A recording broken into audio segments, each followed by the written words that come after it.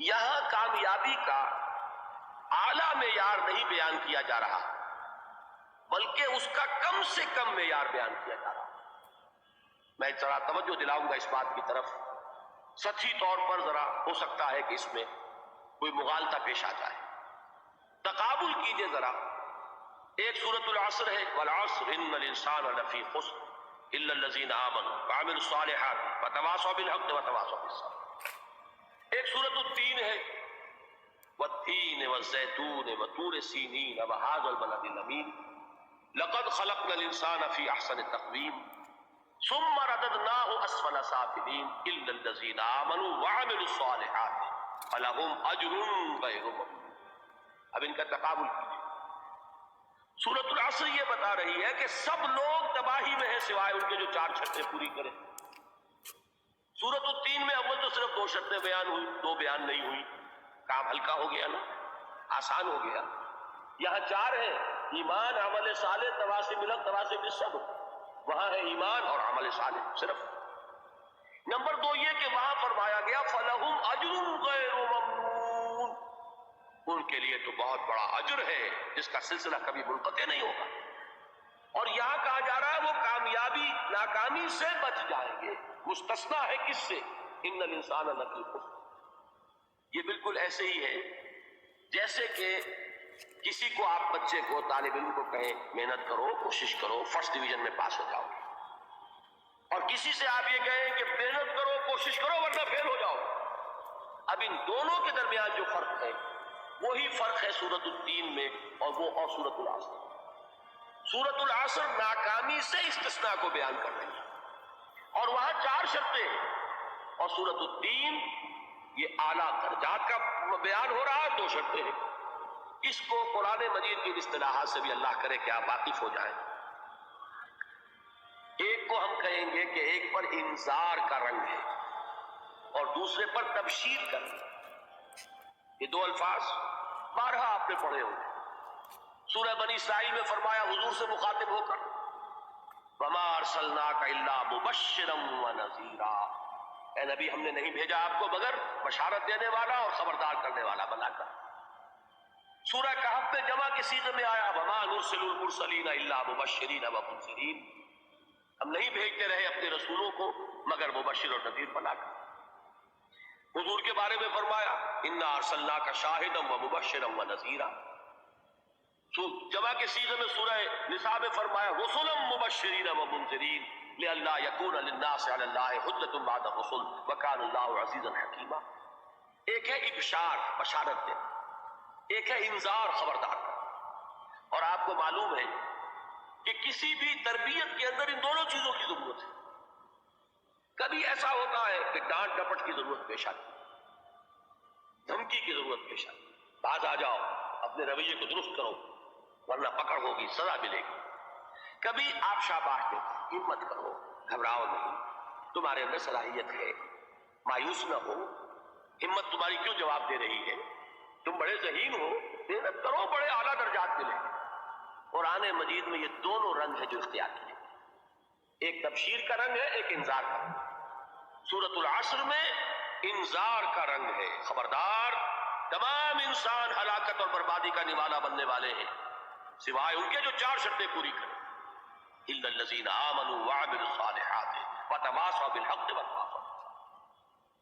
تو معلوم یہ ہوا کہ یہ کامیابی کے جو منیمم پری ریکویزٹس، مجھ سے کہا گیا کہ انگریزی کے الفاظ کا فوراً ترجمہ کر دیا کرو، اور میں کر دیتا ہوں۔ اصل میں مغالطہ آپ کو یہ ہوتا ہے میں ترجمہ کہہ کے نہیں کرتا، لیکن اس کے بعد میں فوراً اردو کا مترادف جو ہے وہ لے آتا ہوں۔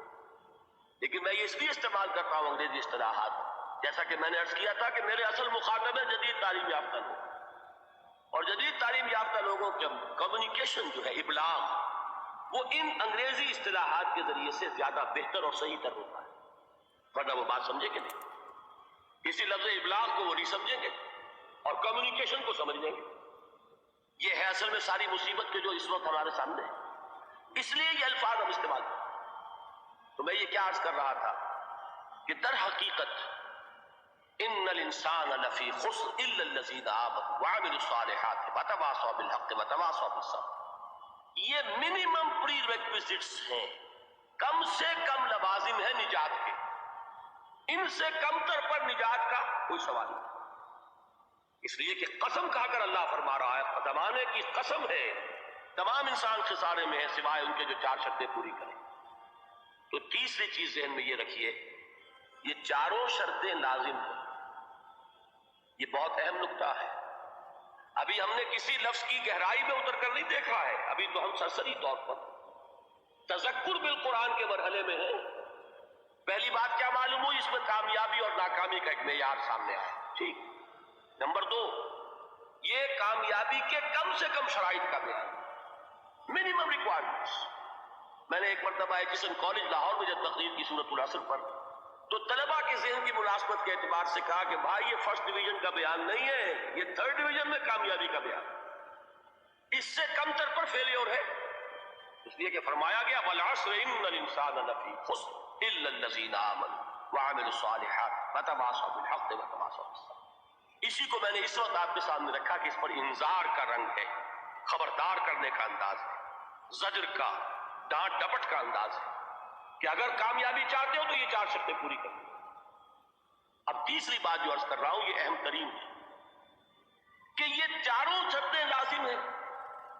اگر اللہ تعالیٰ نے کامیابی کے لیے 4 شرطیں بیان کی ہوں تو سوچئے، کیا مجھے یہ اختیار ہے کہ ان میں سے 1 کم کر دوں، 2 کم کر دوں، 3 کم کر دوں؟ کس کو اختیار ہے؟ اللہ کے بیان کردہ کسی چیز میں اختیار ہے۔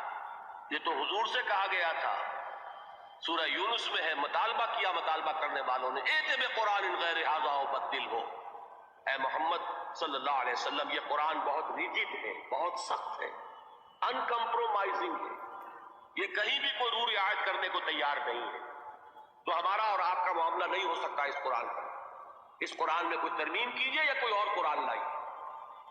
تو حضور سے کیا کہلوایا گیا؟ قل ما یکون لی ان ابدلہ من تلقاء نفسی ان اتبع الا ما یوحی الی۔